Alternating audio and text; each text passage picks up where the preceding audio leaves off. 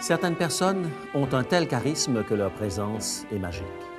On veut les approcher, les toucher, découvrir les détails intimes de leur vie quotidienne.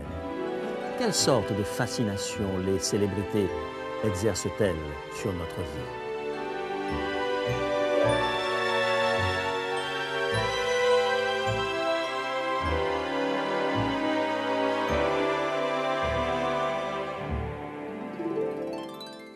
Il est écrit, « Je suis José Élysée et je vous propose la solution à vos besoins les plus profonds, Jésus-Christ. » Le message d'aujourd'hui s'intitule « Il vient ». Chaque matin, Franck se réveille avec le sourire de Marilyn Monroe sur un poster fixé à son plafond. C'est le poster d'un vieux film classique, un de ses précieux trésors. Lorsqu'il ouvre son placard, il choisit une paire de pantalons semblables à ceux que portait Warren Beatty dans An Affair to Remember. En se coiffant, il peut admirer sur sa commode les photographies dédicacées de Michelle Pfeiffer, Sandra Bullock et Brad Pitt, qu'il a commandées à leurs fan clubs respectifs.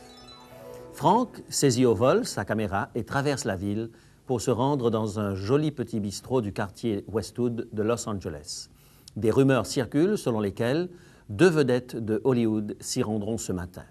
Franck veut être prêt à photographier le couple alors qu'il sortira rapidement de sa limousine. Certaines revues paient très cher une photo d'exclusivité. Franck fait la chasse aux célébrités. C'est l'essentiel de sa vie. Il est un paparazzi qui gagne sa vie en prenant des photos des étoiles du cinéma difficiles à saisir sur le vif. Et il le fait pour une seule raison. Des millions de personnes veulent voir ces photos. Des millions de gens veulent acheter les revues et les journaux qui les exhibent. Les stars ne sont pas seulement célèbres, elles possèdent une personnalité magnétique. Quelquefois, elles sont créées de toutes pièces, jaillies d'un écran de cinéma. Mais elles exercent une puissante attraction. Elles attirent les gens. Ils veulent entrer dans l'intimité de leur vie. Ils veulent être là où ils sont. Les célébrités comblent une sorte de vide dans leur vie. La plupart d'entre nous menons une vie sans histoire, terne, anonyme, voire même ennuyeuse. Par contre, les stars existent, vivent dans un imaginaire bien présent. Ceux qui se sentent mal aimés imaginent parfois une vie plus belle en compagnie d'une célébrité. Cela les valorise. Ils croient pouvoir combler le vide de leur existence par cette présence magique. Alors ils s'habillent comme le capitaine Kirk de Star Trek, ou ils épanchent leurs états d'âme dans des lettres enflammées à John Travolta, ou bien ils refusent de croire qu'Elvis Presley est mort. Il est certain que nous ne pouvons avoir une vraie relation avec une vedette. Les vedettes ne veulent pas de nous dans leur intimité. Et même si cela était, nous serions probablement déçus par la vie chaotique de certaines d'entre elles. Voyez-vous, les célébrités se donnent un mal fou pour préserver leur intimité, cachées derrière leur garde de corps, leur haute clôture et leurs lunettes de soleil. Elles doivent se donner un mal de chien pour préserver leur vie privée. Aussi, lorsque nous nous sentons mal aimés, lorsque nous avons le sentiment de n'être rien, les célébrités ne peuvent pas grand-chose pour nous. Leur présence imaginaire nous semble magique. Elles dégagent un puissant magnétisme, mais elles sont inaccessibles. Elles demeurent de simples posters fixés par des punaises au plafond de nos chambres. Mais il est une exception, une très remarquable exception. Et c'est de cette vedette dont je veux vous entretenir aujourd'hui. Je vais vous parler d'une célébrité très différente. C'est une figure charismatique mondiale qui a de nombreux fans. Sa vie exceptionnelle a été rapportée dans une multitude de livres et portée des milliers de fois à l'écran. Les gens parlent sans cesse de lui. Qui n'a pas rêvé de toucher son idole? Cette célébrité pouvait toucher un lépreux et le guérir, effleurer un mort et le ressusciter. Sommes-nous fascinés par la puissance du verbe de nos idoles? Cette célébrité tenait des foules immenses en haleine lorsqu'elle ouvrait la bouche. Ce fut la personnalité la plus charismatique de toute l'histoire de l'humanité. Tout le monde voulait l'approcher, tout le monde voulait le toucher. Parfois, il a dû s'éclipser car la foule devenait incontrôlable. Mais cette célébrité est plus qu'un poster sur le mur. Il ne se contentera pas de vous envoyer un poster dédicacé et le planning de ses tournées lorsque vous lui parlerez d'amour. Écoutez les paroles de cette célébrité dans l'Évangile de Jean, au chapitre 14, les versets 2 et 3. On y décrit ici les relations personnelles qu'il désire établir avec vous. Jean, chapitre 14, les versets 2 et 3.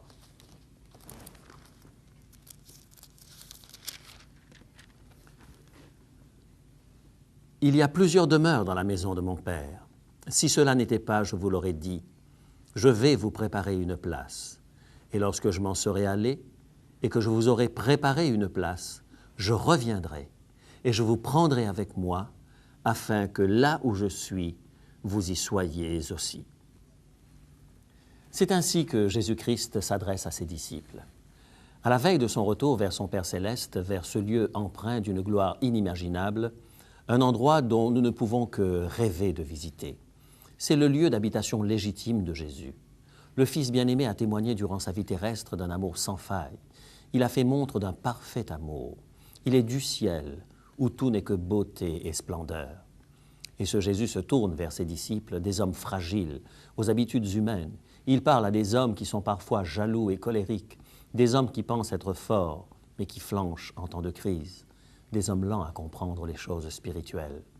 Et Jésus dit, « Je m'en vais vous préparer une place pour nous, une place pour tous les êtres humains qui croient en lui, une place au ciel. » Jésus veut que nous soyons avec lui là où il est.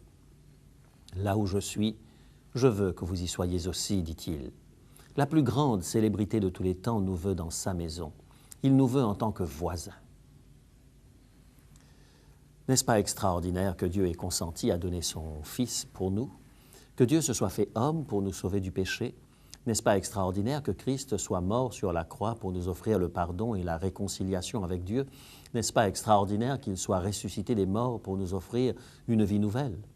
Mais probablement la chose la plus extraordinaire de toutes est celle-ci. Jésus veut que nous soyons là où il est, pour toute l'éternité. Ce n'est pas seulement un emménagement temporaire. Ce n'est pas qu'une mini-audience accordée par la plus grande célébrité de tous les temps. C'est la vie éternelle avec Jésus-Christ. Voilà la chose la plus importante. J'aimerais vous en dire plus au sujet de ce grand événement, le retour de Jésus-Christ, le point culminant de l'histoire humaine. Mais permettez-moi tout d'abord de vous faire part de l'offre gratuite que nous vous proposons aujourd'hui, le livre Vers Jésus. Cet ouvrage vous fera rencontrer la célébrité qui est seule capable de faire face aux besoins de l'âme. Vous trouverez dans ces pages le réconfort et l'espérance pour avancer dans la vie avec plus de confiance et une joie sans cesse renouvelée. Je vous en dirai plus à la fin de l'émission. Vous savez, les gens qui souffrent d'insécurité, ceux qui ont le sentiment de n'être rien, essaient par toutes sortes de moyens de rebâtir leur estime de soi. Et leurs amis essaient parfois désespérément de les comprendre. Reconnaissons-le, nous avons tous besoin d'être rassurés, de sentir que nous existons aux yeux des autres, que nos vies valent quelque chose, que nous sommes dignes d'être aimés.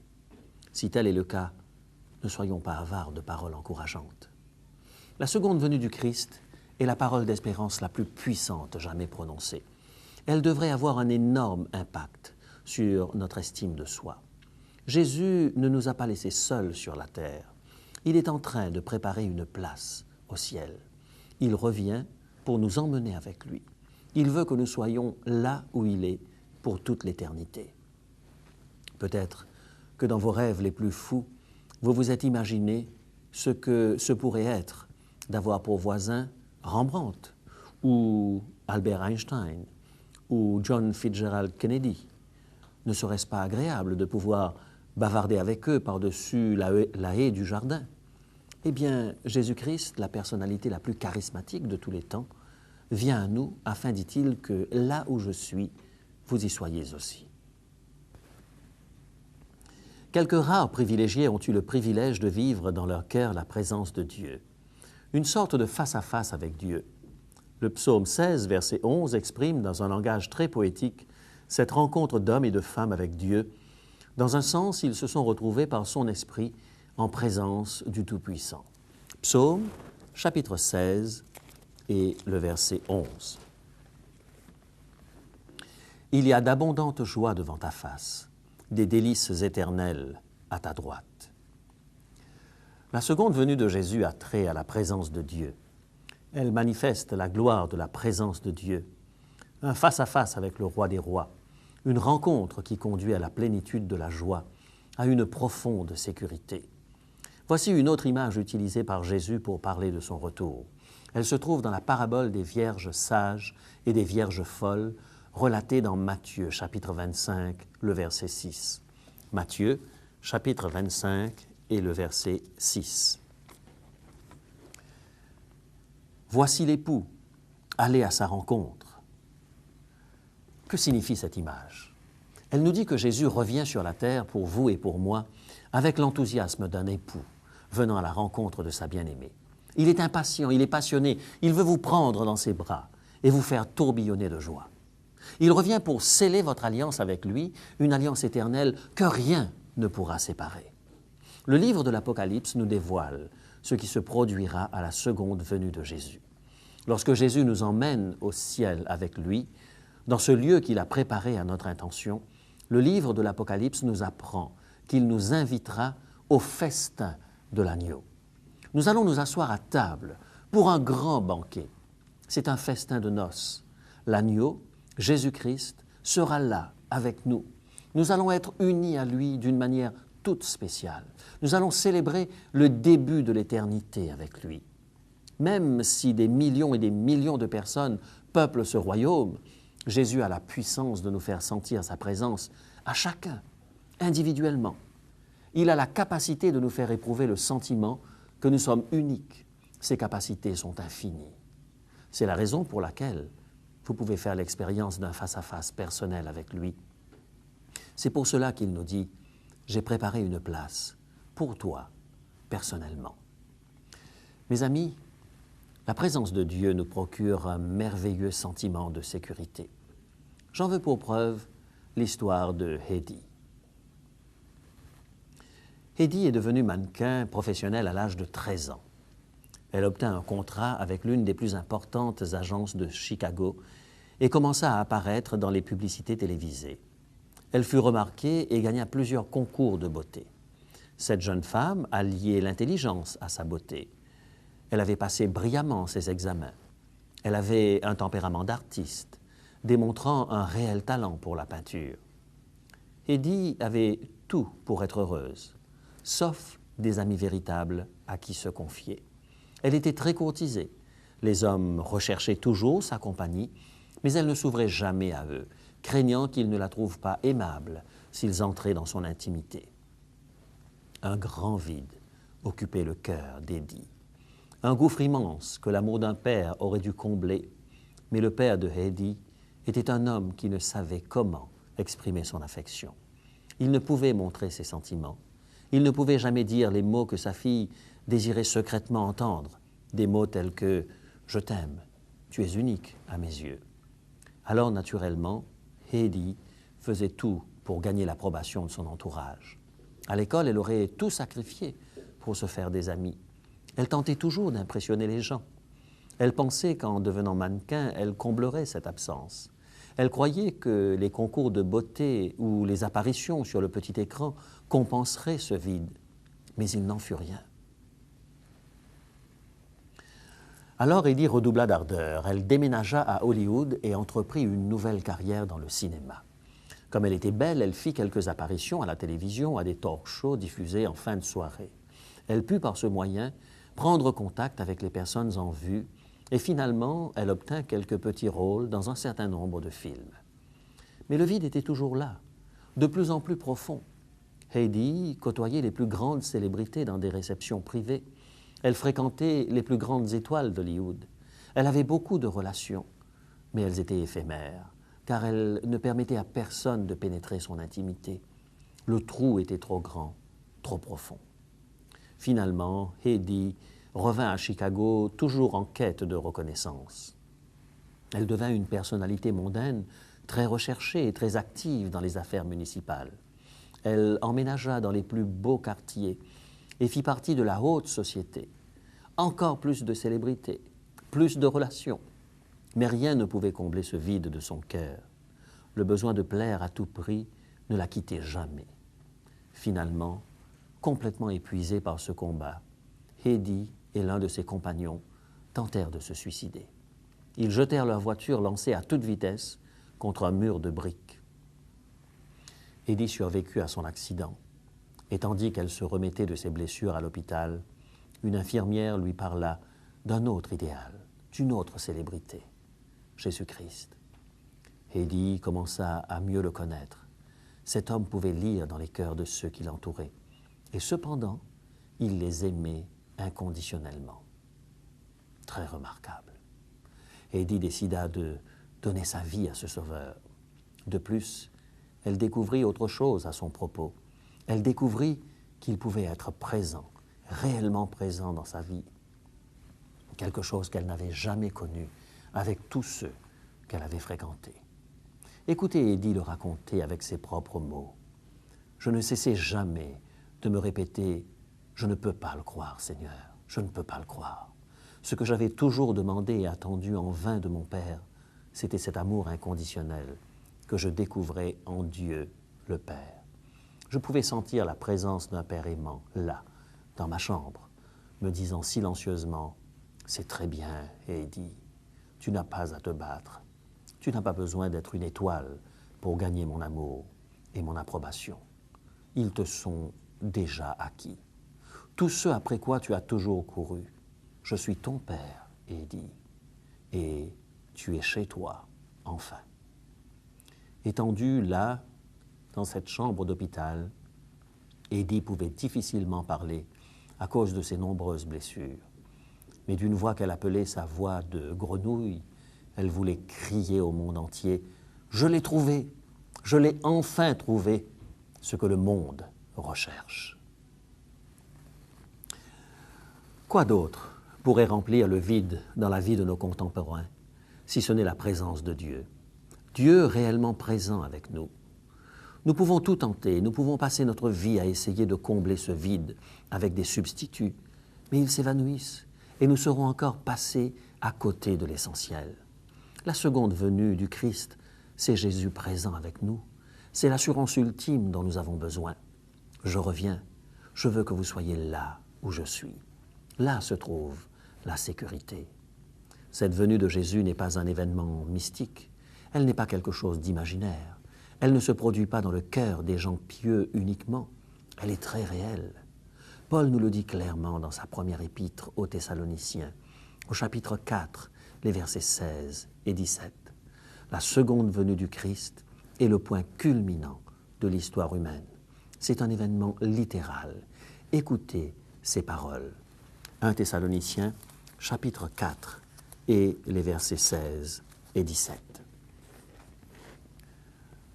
Car le Seigneur lui-même a un signal donné, à la voix d'un archange et au son de la trompette de Dieu, descendra du ciel et les morts en Christ ressusciteront premièrement.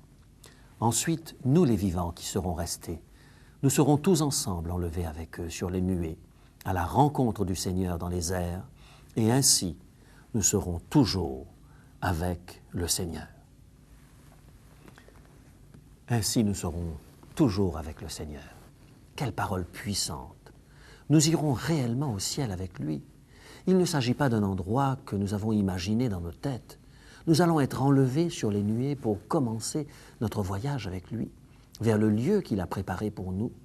Le livre de l'Apocalypse nous en donne une description vivante au chapitre 12, le verset 7. Apocalypse, chapitre 12 et le verset 7.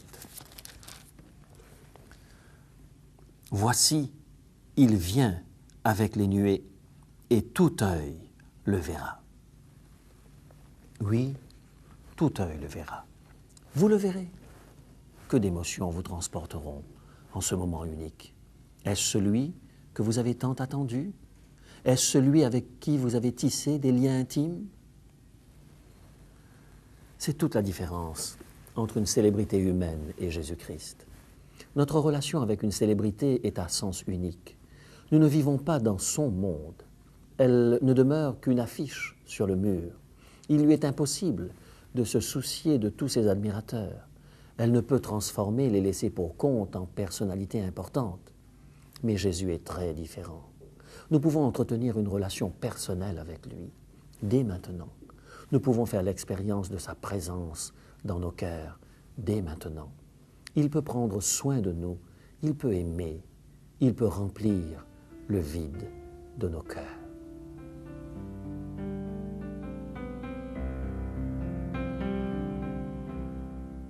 El Shaddai, El Shaddai, je te loue, ô roi des rois. Tu m'appelles par mon nom et tu as changé ma vie. El Shaddai, El Shaddai, à toi soit la majesté. Je prie et te glorifie, El Shaddai. Par ton amour, par ta grâce, tu sauves les cœurs contrits. Par la force de ton bras, tu délivres les perdus. Je me prosterne à genoux dans mon cœur régnant vainqueur. Je prie et te glorifie, El Shaddai. D'âge en âge tu proclames le grand message du ciel, que Jésus revient bientôt pour chercher tous les élus. Ta parole me conduit, ta parole me rassure. Tu donnes ta vie pour nous. El Shaddai, El Shaddai, je te loue, ô roi des rois. Tu m'appelles par mon nom et tu as changé ma vie. El Shaddai, El Shaddai, à toi soit la majesté. Je prie et te glorifie. Je prie et te glorifie, El Shaddai.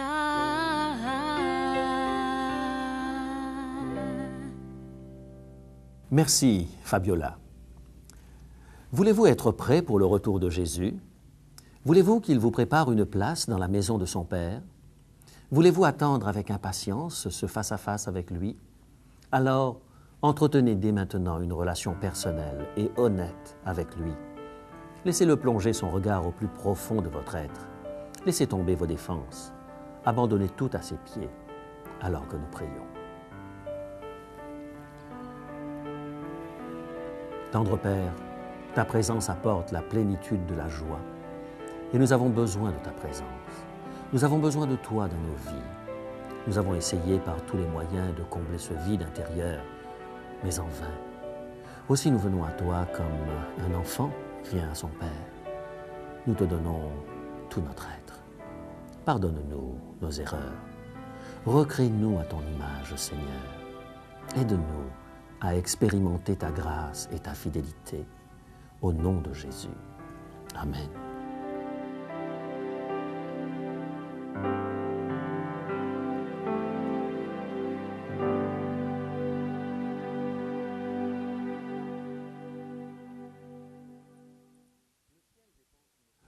Le ciel dépense une somme d'énergie et des labeurs considérables afin de ramener les égarés à la maison du Père. Le livre Vers Jésus que nous vous offrons gratuitement aujourd'hui vous permettra de connaître davantage celui qui nous a aimés d'un amour incommensurable, celui qui a quitté l'adoration des anges pour venir vivre parmi nous et qui soupire après le jour où nous serons réunis à lui pour l'éternité. Découvrez son plan magnifique en demandant le livre Vers Jésus. Je vous offre également un exemplaire de notre revue La Sentinelle. Au fil des pages de ce magazine chrétien, vous trouverez des articles passionnants sur les sujets d'actualité. Si vous souhaitez vous abonner à cette revue par la suite, Il est écrit vous propose, à un taux préférentiel, un abonnement d'1 an si vous souscrivez avant le 30 juin. Voici les renseignements dont vous avez besoin. Pour demander l'offre du jour, composez maintenant le 514-729-3515 pour la région de Montréal ou utilisez notre ligne sans frais 1-866-729-3515 si vous êtes de l'extérieur de Montréal. Il est possible que toutes nos lignes soient occupées au moment de votre appel. Composez à nouveau. Nos téléphonistes sont à votre écoute jusqu'à 10 heures ce matin. Mentionnez clairement le titre de l'offre demandée et parlez lentement afin que nous puissions bien noter vos noms et adresses. Je vous rappelle que vous pouvez vous procurer pour une somme modique les cassettes audio et vidéo de nos émissions ainsi que le texte du jour. Si vous préférez, vous pouvez nous écrire à l'adresse qui apparaît sur votre écran. Il est écrit Case postale 99, succursale Rosemont, Montréal, Québec, H1X 3B6. Nous attendons vos appels. Composez maintenant le 1-866-729-3515. J'ai préparé un cadeau à votre intention. Il s'agit d'un abonnement gratuit de 3 mois à la revue La Sentinelle. Au fil des pages de ce magazine chrétien, vous trouverez des articles passionnants sur les sujets d'actualité. Voici quelques titres de ce magazine. Guerre pour les os d'Abraham. Il s'agit de cette bataille plusieurs fois millénaire entre les descendants d'Isaac et les descendants d'Ismaël. Un autre sujet, pourquoi n'aimons-nous pas parler du sida? En quoi est-ce que cette maladie serait plus honteuse que d'autres maladies? Un autre sujet, sur la musique, mon maître, le rock. Y aurait-il des musiques qui soient nocives pour notre santé? L'enseignement biblique sur la mort. Se pourrait-il que ce que nous croyons généralement ne soit pas en accord avec ce que dit la Bible sur ce sujet? Vous trouverez également une rubrique des lecteurs, des nouvelles du monde chrétien, des études bibliques et bien d'autres choses. Si la lecture de cette revue vous a intéressé, vous pouvez vous y abonner par l'intermédiaire de Il est écrit. Si vous le faites, avant le 30 juin, vous bénéficierez d'un taux préférentiel pour l'abonnement d'1 an qui débute le 1er septembre. Alors, appelez-nous ou écrivez-nous. Nos téléphonistes sont à votre disposition jusqu'à 10 heures pour vous donner toutes les informations dont vous avez besoin. Peu importe d'où vous regardez cette émission, aujourd'hui Dieu vous aime. Il veut vous pardonner. Il veut transformer votre vie et vous donner cette paix nouvelle et cette force nouvelle que vous attendez depuis si longtemps. Merci de vous être joint à nous. D'ici la semaine prochaine, souvenez-vous, l'homme ne vivra pas de pain seulement, mais de toute parole qui sort de la bouche de Dieu.